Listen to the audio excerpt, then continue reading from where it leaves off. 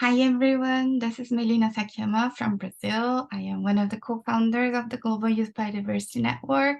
So I've been working with Shweta for a while now with GYBN, and she told me to start a conversation with you guys about a little bit about the work that GYBN has been putting together with its community under the CBD, but also how we are trying to connect and how we are trying to engage with everybody else and all the other movements.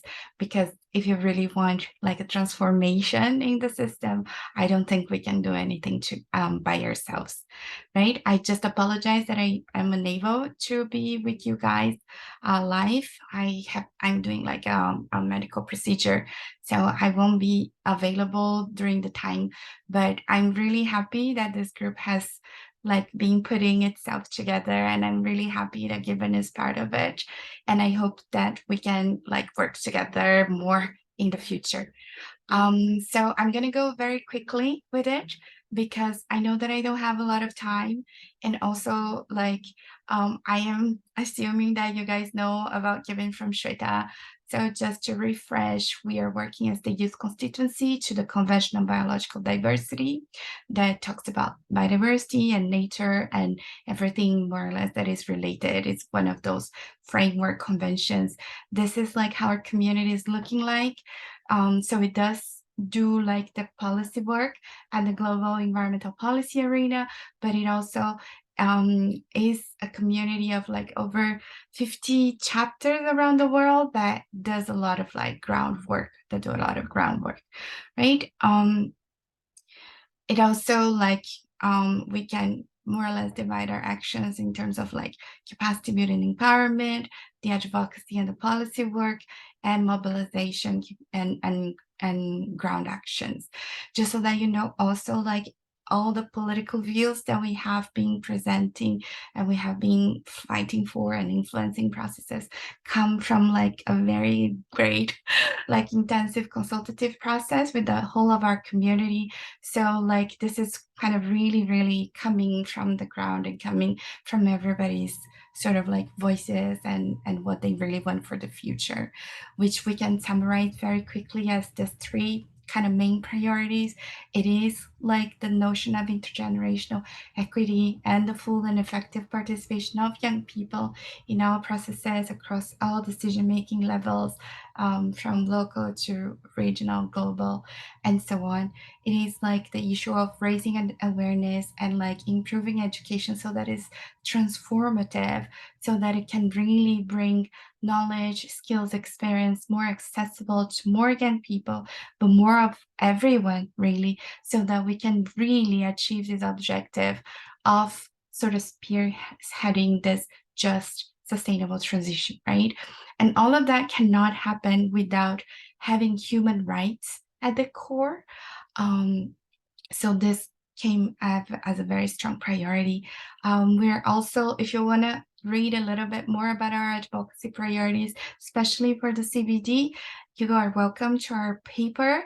It's in our webpage. And here I just wanted to kind of start the conversation about how to really weave all our issues sort of together, and not that we need to move as one, but I think our movements and our groups should be more aligned and should be more sort of synergized and fostering collaborations and joint policy statements, activities, and so on, because I think we're losing a lot of our battle. And on the biodiversity ground, I mean, you might know the scientific definition, and that's fine. I put the tree of life here to kind of means everything that it means, right? The genes, ecosystem, species, and so on, but also the historical process. So it evolution itself is a dynamic process. So everything is changing, and it's all those interactions between all those species that form across the time, that forms this web of life that we depend on, right? And for some people, it might not be as tangible or as logical or as clear, but all these interactions between all these living species is creating this support of life, this life supporting system that provide us with a regulated climate, clean water, like food, shelter. Like it also gives us a lot of inspiration. Like we are part of biodiversity. And so everything around us, we will go back to the image of nature and the image of everything that surrounds us, right? So it inspires like technology through biomimicry, architecture, music, culture. Like nature is something that has evolved with us, or we with them, because we're part of nature. And so our languages, our arts, our like thinking, our ideas are completely intrinsic with nature, right? So it's this diversity of all this life and these communities that form biodiversity. And like much of the biodiversity that still exists, so circa 80%, you can find it in the waters and lands in the indigenous peoples' territories, right? So like indigenous peoples have been living within nature as part of nature, like and as custodians of their territories for time immemorial since like they existed, right?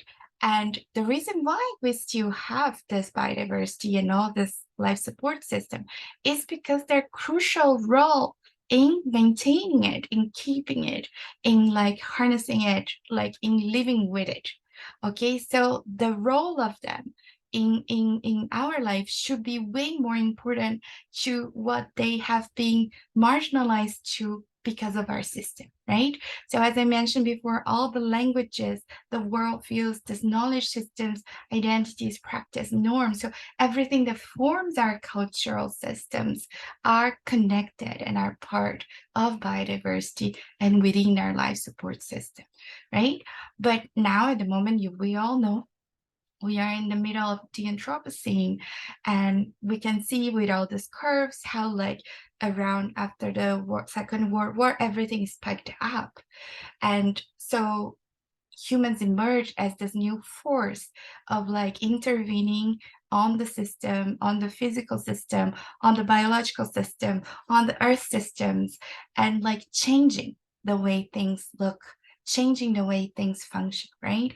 And if we ask why we are doing this, or what is the thing that like makes us move like this, and then it is the issue of more, it is the issue of like infinite growth, it is the issue of like profit and the so-called like development, right? So more food, energy, and materials like than ever before are now being supplied to people, and like across distance, right? So like tons and tons of things are moving across like our systems, and this distribution has been extremely inequality on both ends.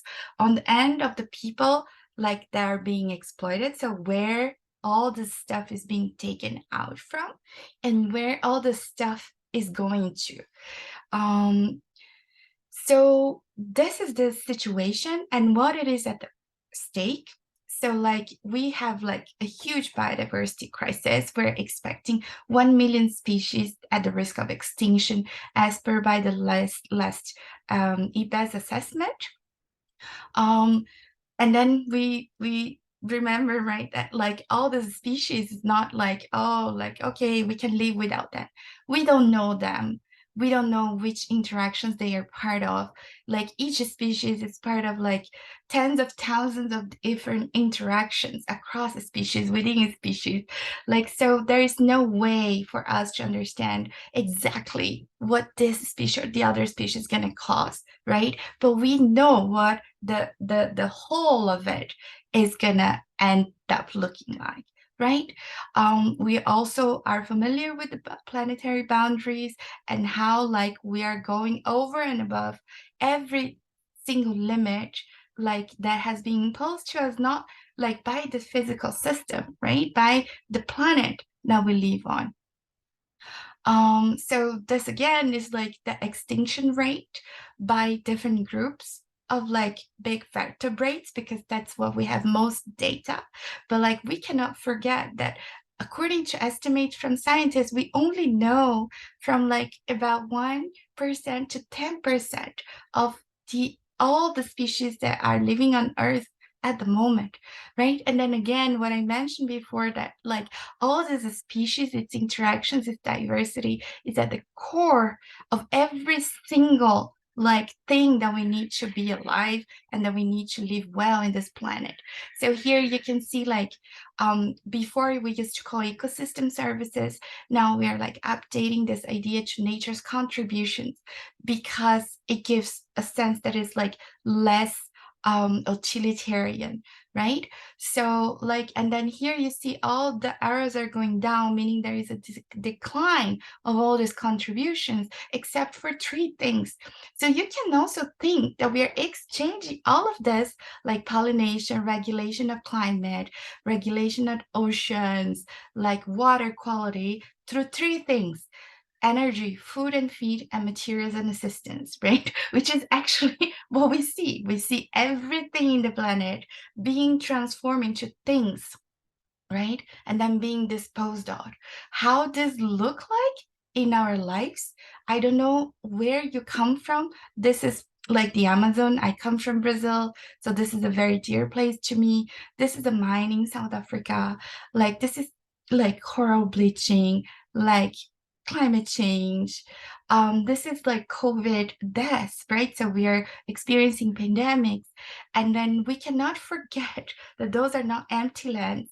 Like this is land where people have been living there for ancient times, right? And this is the kind of like the report is the Global Witness report on like environmental activists that has been killed.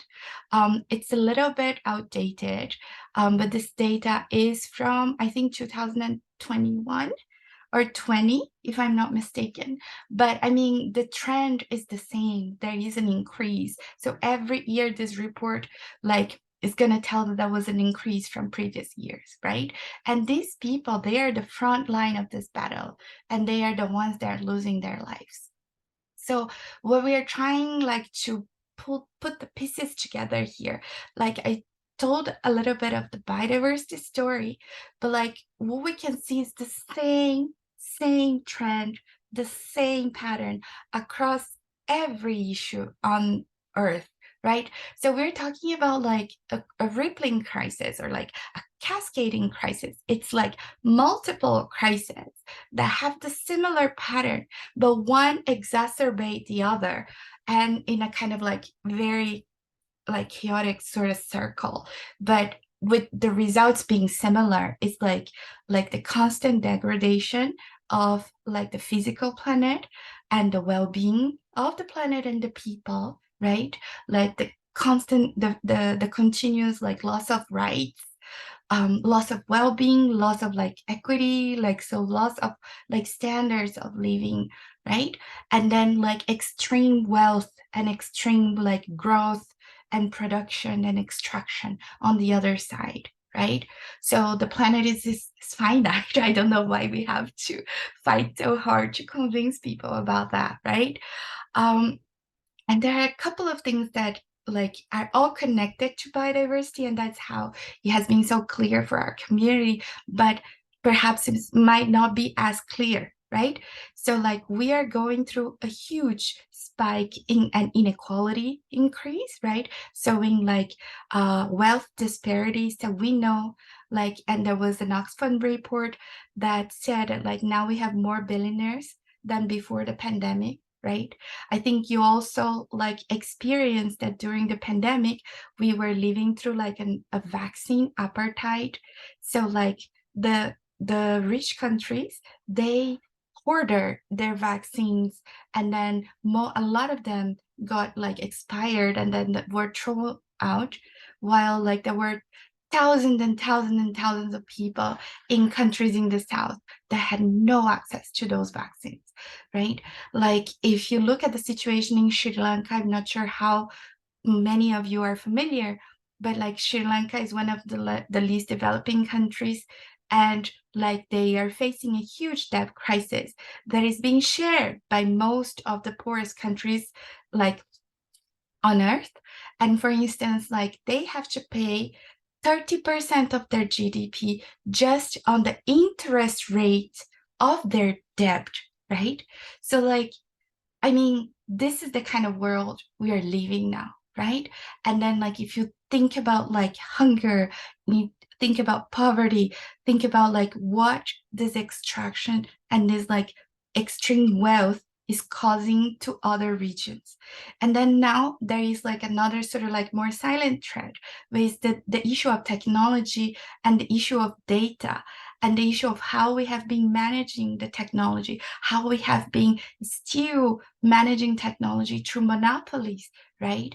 And through sort of like no rules kind of like scenarios, right? And so we can see now like the issue of big data, the issue of, for instance, genetic resources and genetic information, and how technology is becoming like a huge power within the biodiversity policy arena. So we in GYBN have been facing a constant, like we've been encroached, like civil society have been encroached by the powerful big data, big pharma, big agro, which is all kind of together. So we cannot forget that as well. Um, so like what that shows to us is this. So this is like a modified graph that we took from the IPES Global Assessment Report, and it basically kind of like put together a little bit how we got to where we are. So before, scientists would only talk about direct drivers, remember? Oh, like it's the direct exploitation, and then it's climate change, and then like we are using too much things, and then there is pollution, and then it causes climate change, but then like climate change also causes biodiversity loss, and both affects the human quality of life. But finally, like both our fields of climate and biodiversity, we finally reach out to the social sciences, right? And then like the social movements, and then this issue here started to become way more clear. So we have indirect drivers that are forcing and pressuring those direct drivers. So they are the ones resulting in direct drivers that causes both of our crises, but like probably most of it, right? And so all the indirect drivers are within the sectors of society, so like the institutions, the economics, the governance, the social like cultural aspect, and the technology. Does it mean that like economic things like supply production per se is bad? Does it mean that like the governance per se, the policy per se is going to cause that? The technology is going to cause it? No. But like all this drivers here. So all the sectors like the institutions, the economy, society, like politics, technology, culture, they are influenced by values and behaviors. So depending on which values, which priorities, which principles like you are exercising, those institutions, those sectors are gonna work towards that, right? So if, for instance, like one of your values is like profit at any cost, right? So this is gonna basically regulate, or not regulate, but this is gonna make the institutions, the economy, the society, the politics, the culture function towards maximization of profit, right? And this is what we are living today that is gonna cause all of that. So perhaps like if our maxing priority of everything would be like equality, for instance, I wonder how all of the sectors would work and how we would be here in terms of like quality of life, in terms of prosperity, right? So I think these are some of the questions that we need to be discussing together, right, with our communities and our movements. So basically, this is how it's working at the moment. So our system, our values and priorities. And I mean, I just put some of them, but I'm sure we can find many that are like somehow deriving from it or somehow connected to it, right?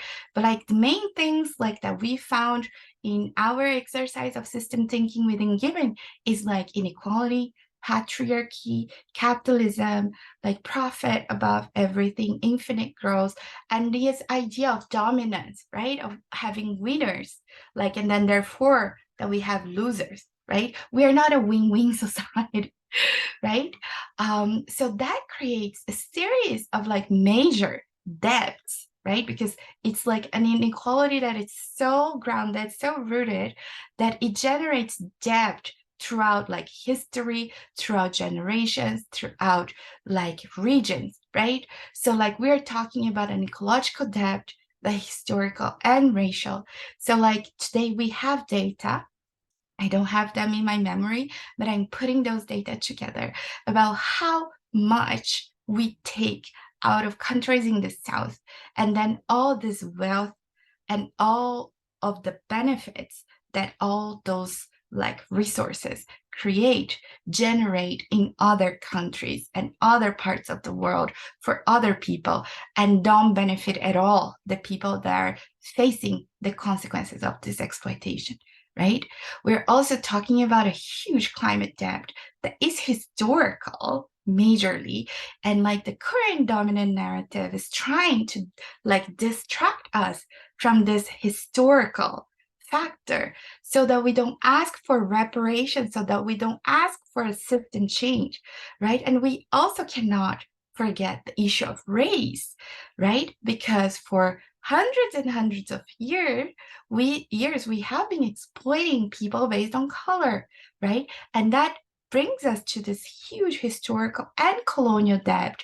So I come from Brazil, and like we were colonized by Portuguese, and the Portuguese, they also colonized Africa, and then they took people from Africa and brought in Brazil to make them work as slaves, right? For over 300 years. And this has a huge impact in like the racist system that we have in the country, on the institutions, on the corruption, on everything, right? And this influences how we exploit our environment or how we are emitting, right? So we cannot forget this issue neither. Also, like the kind of like the very current like inequality and debt that we are seeing. So basically, these are the richest men, and it's men, right? We see there's no women here. It's mostly men, it's mostly white, that have like more wealth than half of the population, right? So like we can also not forget the gender debt, which is also historical, colonial, and racial, but it means that like a lot of the wealth that exists today, like especially in the South, has been built um, using women's labor, using women itself, like without any sort of reparation and without much of the benefits being transferred, right?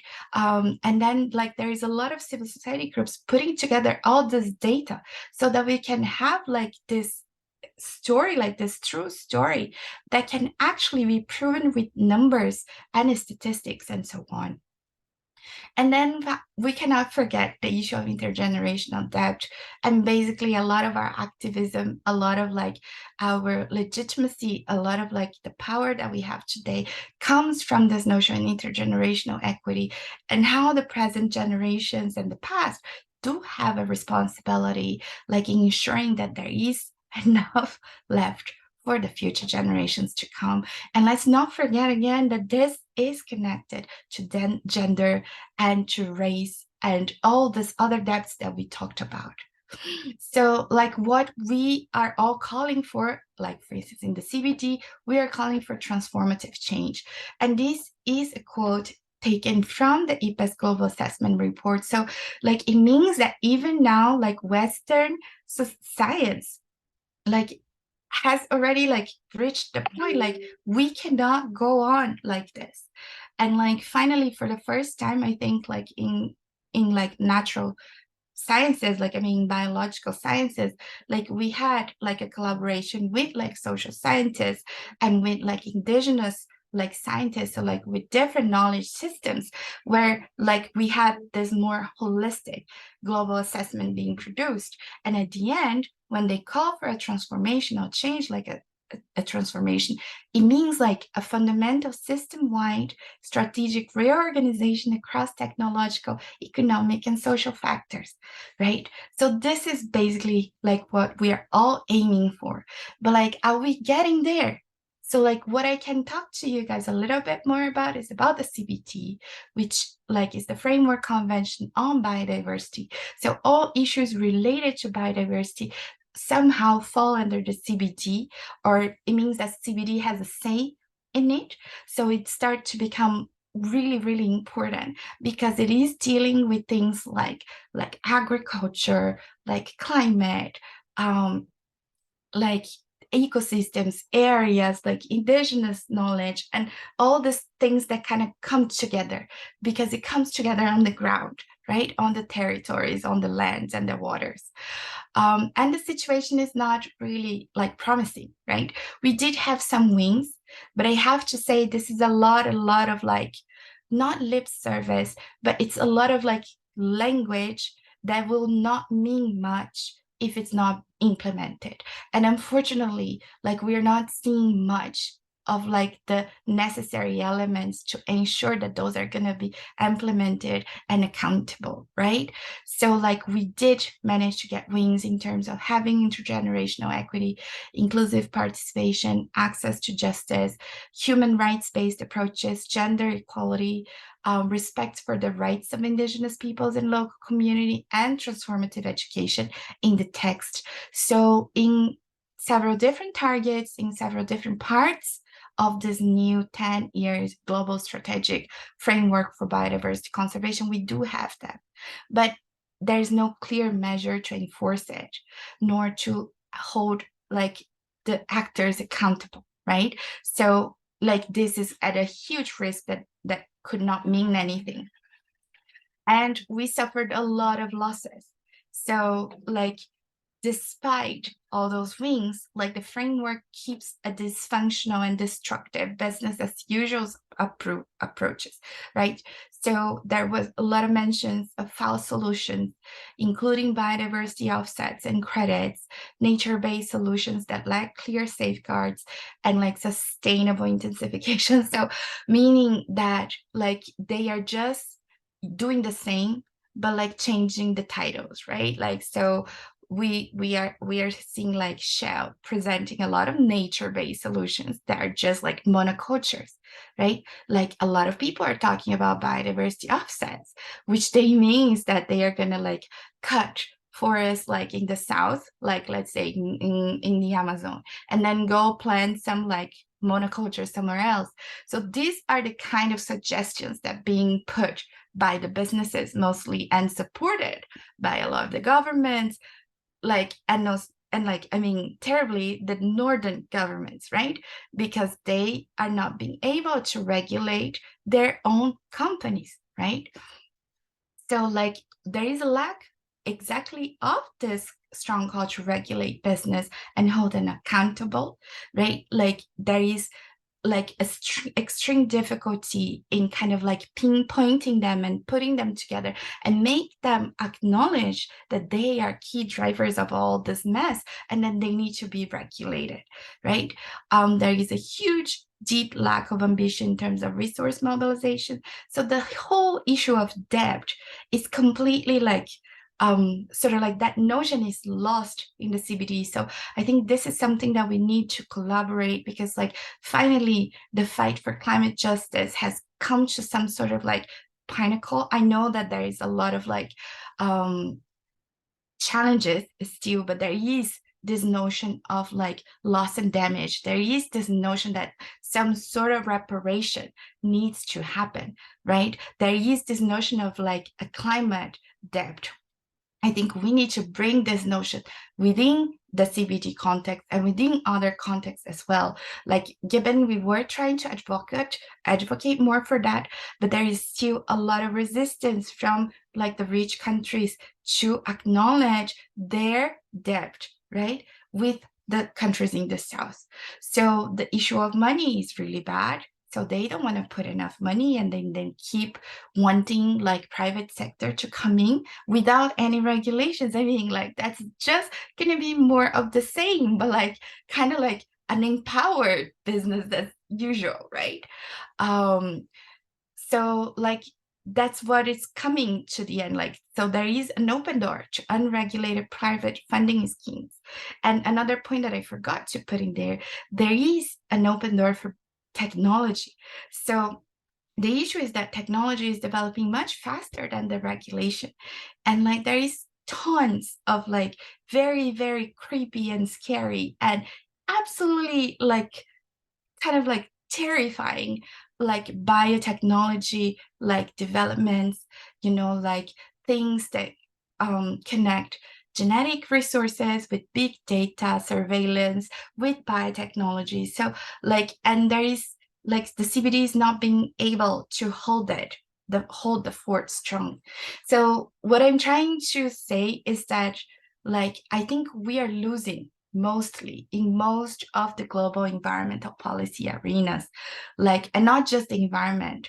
Like if we go to like WTO or WHO and the other like UN processes, we will see that civil society and like this fight for justice is losing. We are losing many battles. So I think now there is a huge need for us to really think forward together. What can we do?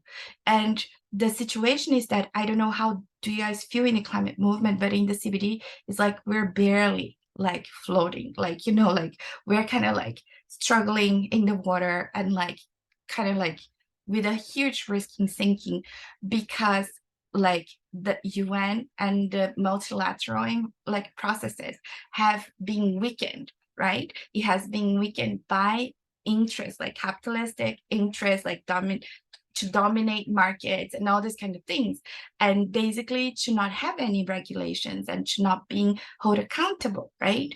Because like if we don't have a multilateral like system to hold all of these countries accountable on a level playing field, right? What is going to happen? We're going to go back to war like it's happening in Ukraine and in many other countries. Like we're having like civil wars because they want to fight for power to control the resources and all of that. I mean, we know that. But the thing is that we need to be kind of like more vocal about that and probably more clear about like what is the reality that is happening and what is like a narrative, meaning like a story fight, right? And there is a dominant narrative that want to sustain and keep perpetuating the system of oppression because some people are getting super rich about that. So I'm really excited about being able to talk to you guys about like how we can keep our movements more closely aligned, meaning like with more aligned messages, actions, like strategies, really, and see how we can work together to break those silos like among all our movements and start to engage the traditional like sort of like social movements like unions, like farmers, like health workers, like peace movements, because like um we need to kind of like create a huge bigger cry voice pressure for this like kind of like all sort of justice, right? Like it's a social justice, economic justice, like climate justice, like ecological justice, gender justice, race justice. It's so much like all of us are just like claiming dying for just like a little bit of balance, right? And I think we need to start working more clearly like into debunking the current dominant narrative, because this is causing everything to be co-opted, right? Like I cannot even use anymore like words such as like nature-based solutions or like green things, green whatever, green economy, green things, because it doesn't mean anymore what it used to mean, right? So it's just like things that like the dominant narrative just like takes and takes, and then all our efforts get somehow co-opted.